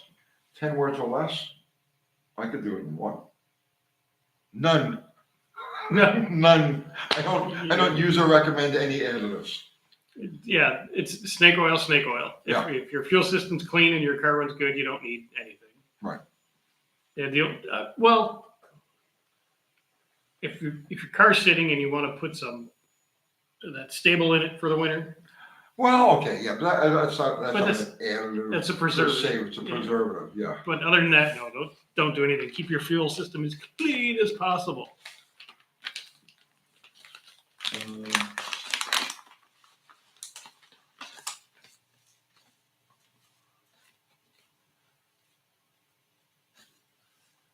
Let's see.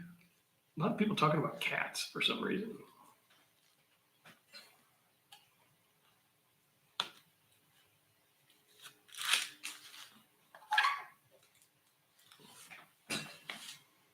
'80 Cobra guy using the Speedmaster stainless shaft rockers for a small block Chevy. $300. $200. $200. I'll do a video when I check them, see if they fail. That's the kind of thing, unless you're running like crazy valve springs and crazy RPM, they'll probably be fine. Yeah. They'll probably be fine.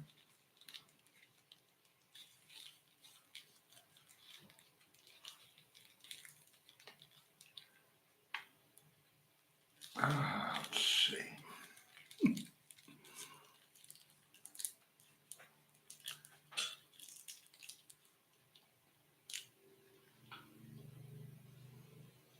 Franz H, if you had to pick another brand era to standardize your fleet on, what would be your second choice?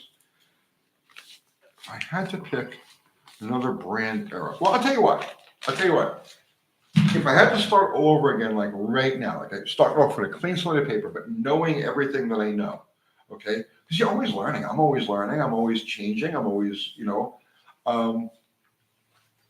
I had to start all over again, different brand for a fleet, it would not be cars. It would be Sportsters, Harley Davidson Sportsters.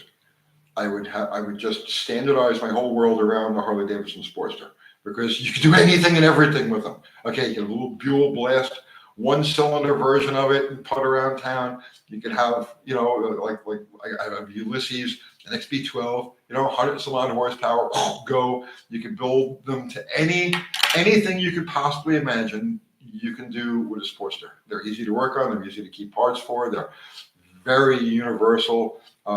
In production from even previous Sportster, the K model up until last year, right? That's like 70 years of production. Yes, if I was to start all over again with a clean slate of paper, my life would be based on Harley Davidson Sportsters. Late Makes sense? 60s, yeah. I'd have to do late 60s Cadillac Coupe de Villes. Really? Yes, love those. They are beautiful. And then like a fleet of 64 El Caminos for running stuff to the dump in the grocery store and stuff like that. So those two, I think I would be happy with that.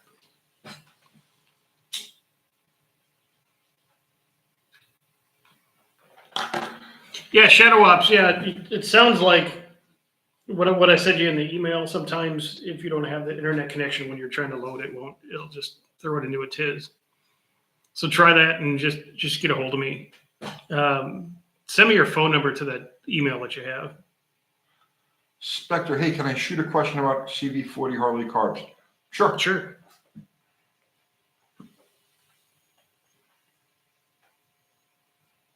Good morning from overseas, Frump.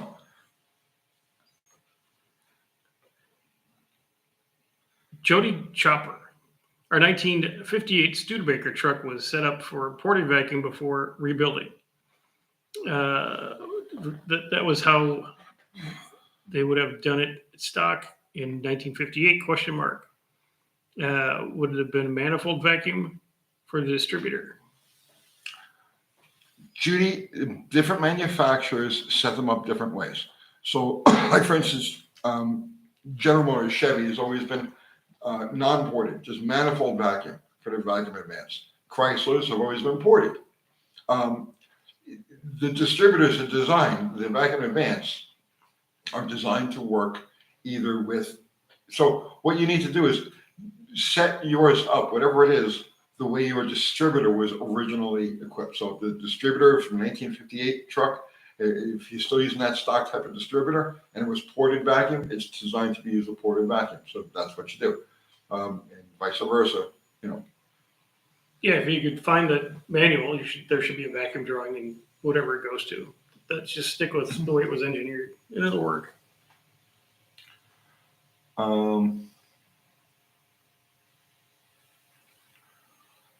Chris Cabin, any two-stroke porting in your past? Porting, no, just adding chambers and jetting and stuff like that. But no, I never got that far into it. I only did some two-stroke porting on little RC engines, but that's it. So the little baby engines. Yeah. But it was, you could tell the difference, and you could definitely tell when you went too far. Okay, I tried to run one on a 1500cc straight 4 engine. It runs great, but it's very rich. Maybe a tip for main jet sizing this application. No. Okay, so it's a constant velocity carburetor. Okay, and here's what you got to realize about this, right?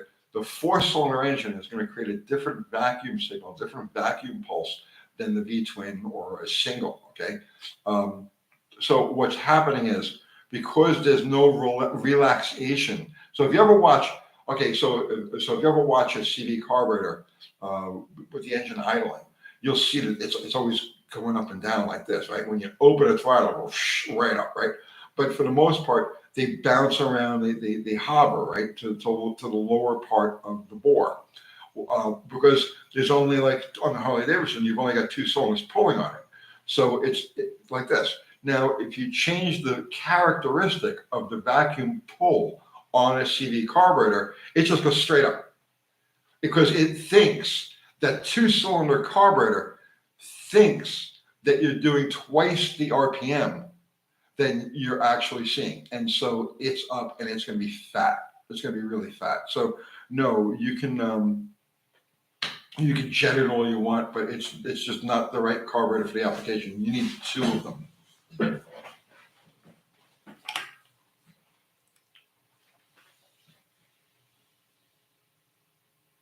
Uh,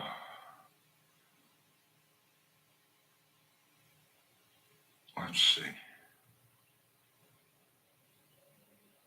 Chickens are a massive bummer. Yeah, I'm sorry, but think about how it's supposed to work, right? You're doubling the number of pulses at any given RPM. If you're doubling the number of pulses, you're never giving the needle a chance to settle back down into the jet and cut off fuel flow a little bit.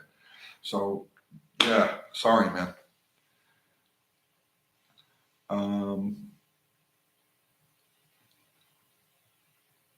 Let's see.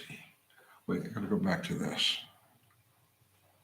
BS Customs. On that same note, why can't 5 cylinders use carburetors? Because I'd rather hear you ramble about it than some random dude on the internet spent 18 minutes ads on the TV. I saw that. I saw that video. I saw that video. Okay?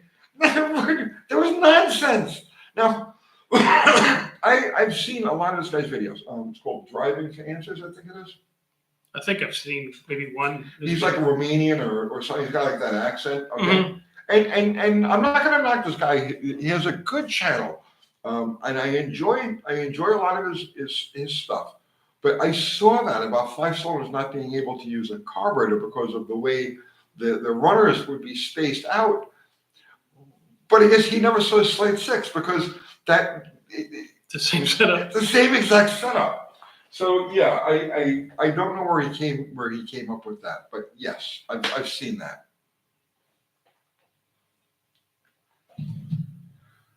Oh, okay, let's see. Wow, time is flying, bro. It is. With only 139 likes, Yeah. dude, there's not enough love in this world anymore. I'm telling you, this is Satan's kingdom. Guys, what's the best way to run 10s at the drag strip for under 10 grand? I'm assuming he's thinking quarter mile. I hope he is. Yeah. Because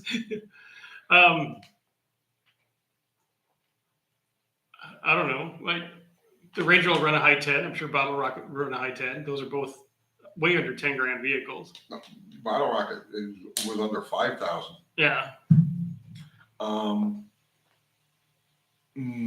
Yeah, big engine like car. but see that, but that's not the. Actually, I have small engine, big heavy car. You think about it, right? Yeah. Which is what's fun about that thing. Mm-hmm. But that I wouldn't recommend that to anybody. Bottle Rocket was just an exercise to see what could be done, right? You know, what could be done with a 4-door taxi cab and a 318, right? That was the whole point of that. So I wouldn't recommend anybody else going down that road. Best way to run 10s in the quarter for under 10 grand, a G body. With an LS swap and a LS, turbo. Yeah, a big LS and a turbo. Big turbo. Really, I'd run a small shot. Yes, a small shot and some RPM and yeah, good leave. Yeah, you get there. Yeah. I would think, I would go with G body. Mm-hmm. It's the easiest combination. Or a Fox. I mean, yeah, the LS and a Fox and same setup. Ooh, don't be careful you say that. They're okay. People aren't that sensitive, and if they are, it's bad for them anyway. There's lots and lots of ways to run the tanks for Yeah. $10,000. It's not going to be the prettiest thing, maybe, but yeah, it'll get Right. there.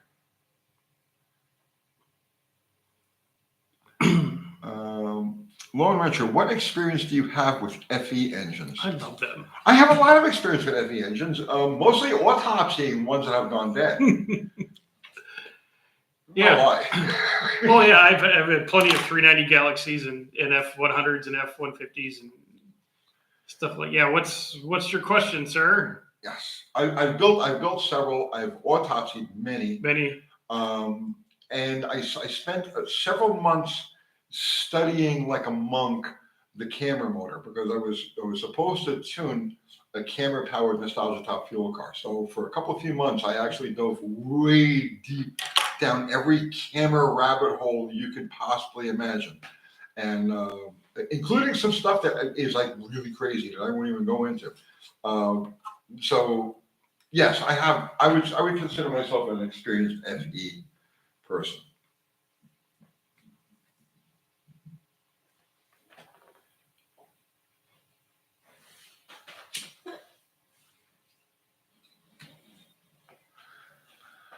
Tony Konstantinov, I would love to sit down and share a case of cold snacks with you two. That is how I have fun. I don't drink, man. Yeah, neither do I. So yeah. But you can feel free to sit and consume the whole case. Yeah, the case Yes. is yours, sir. Yes.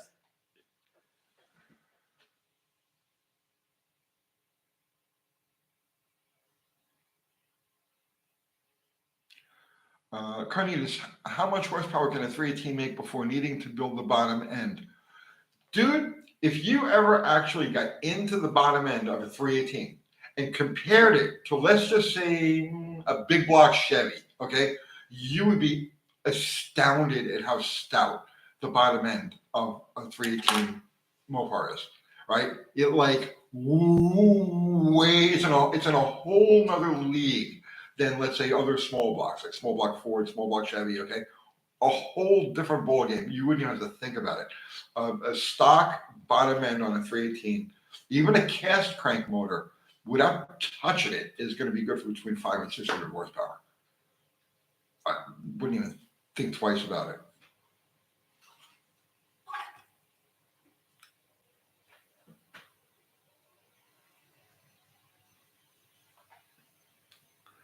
Dickie Farley says when he thinks of cold snacks, he think of bologna and summer sausage. That's not bad.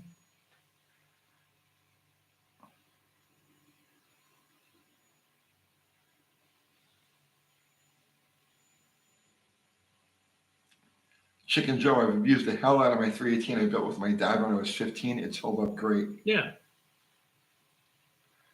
Are FEs good or not? They are and they aren't. Yeah. They're really great at what they were designed to do. They're not great at RPM, They're not great at RPM. but they'll pull a house down. Yes. And you get such a range on them from the 352.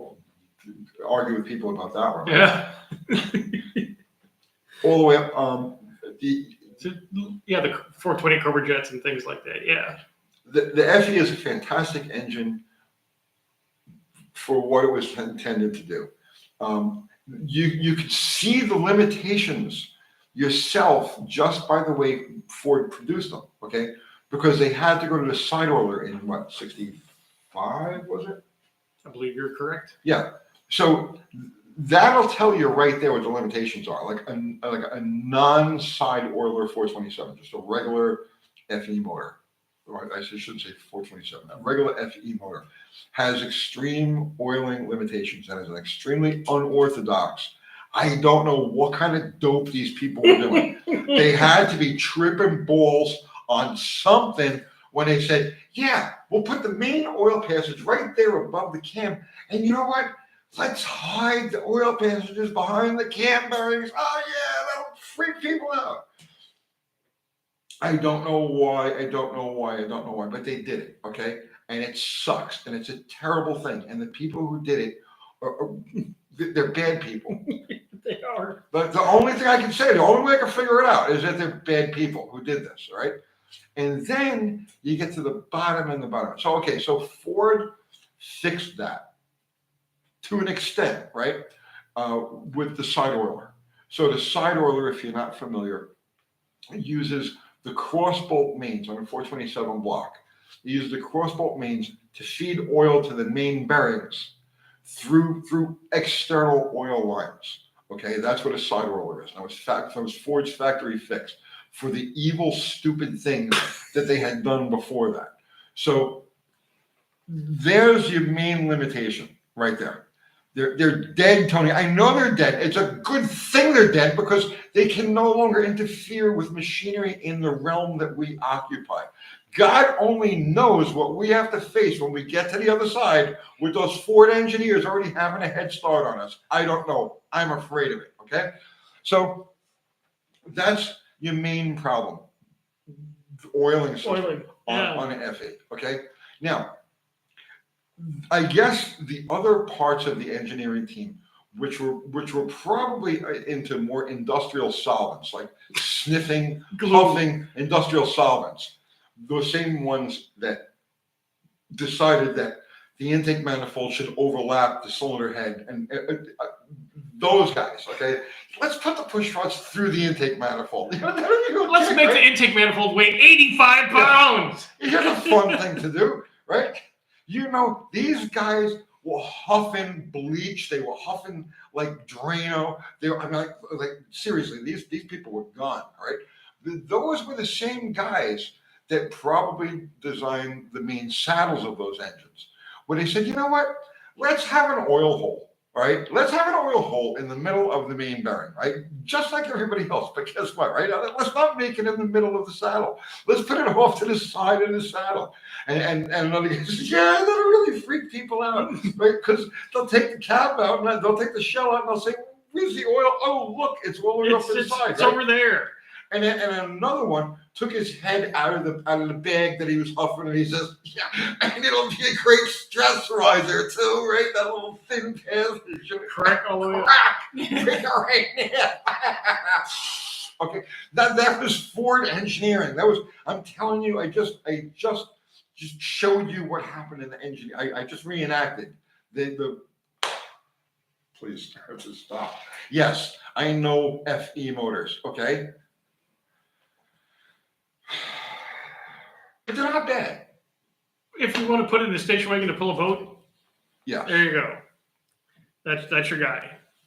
Unless you got all kinds of zillions of dollars, they're not a great race engine.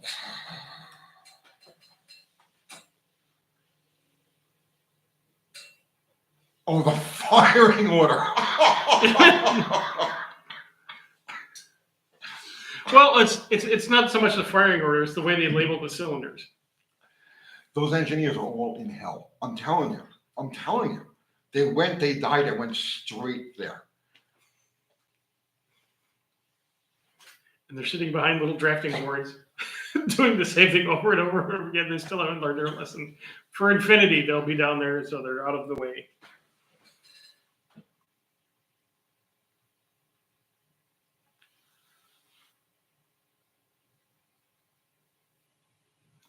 Okay. We'll just say Ghost, because we know who that is. Yes.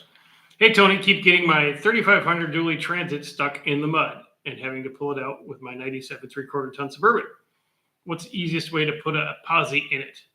I mean, what's the rear end in a 3500? Is that some kind of Dana? I don't know. Yeah, Ghost, what rear end is in it?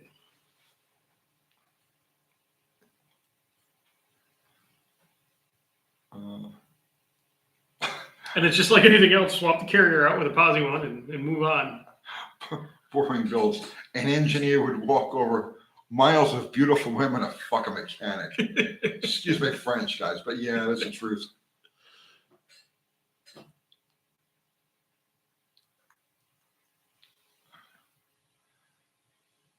Yeah, the 385s are better. It was an improvement, and it was designed as an improvement.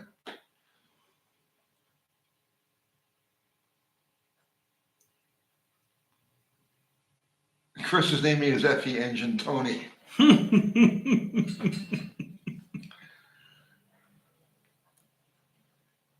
dually is a work truck. Yeah.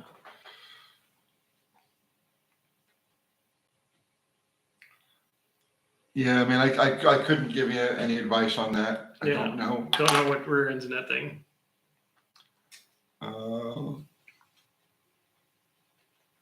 Very good. With normal mileage, do FEs do a big mileage? Yes, they'll run. You'll again see what they were designed for, right? Take all of the weird, sadistic, satanic stuff out of it. Okay, they were designed to be good road going engines, good torque engines, Pickup truck engines, and yes, they do that just fine. They do that just fine.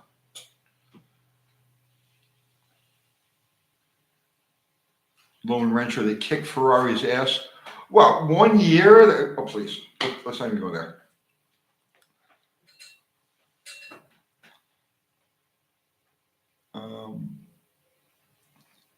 Patrick Sullivan says it's been a fun show. Good way to pass a Thursday evening. Thanks. Thank you. All right. I think we need to start wrapping this up, Dr. Art. Yes, we do. With only 165 likes? Oh, that's why I don't have any eyes. That's if you want Dr. Art to have eyes. Have eyes. Next week, if you want me to have eyes, at best get over 200 in a hurry. Oh, I'm going to come back with my swollen eyes and do it again. So, yes, what do you have in store for this week? I have a video on the Ranger.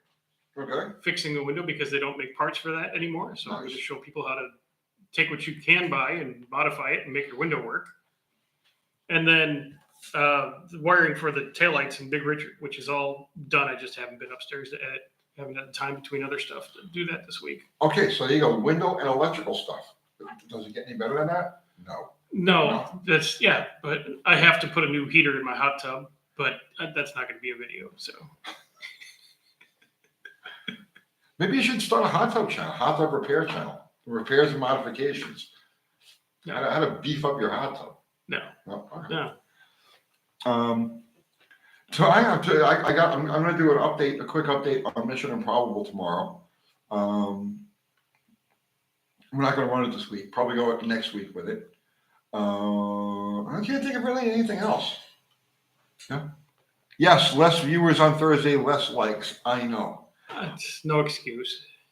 I know, 176. Good Lord. Good Lord. Okay. Good Lord.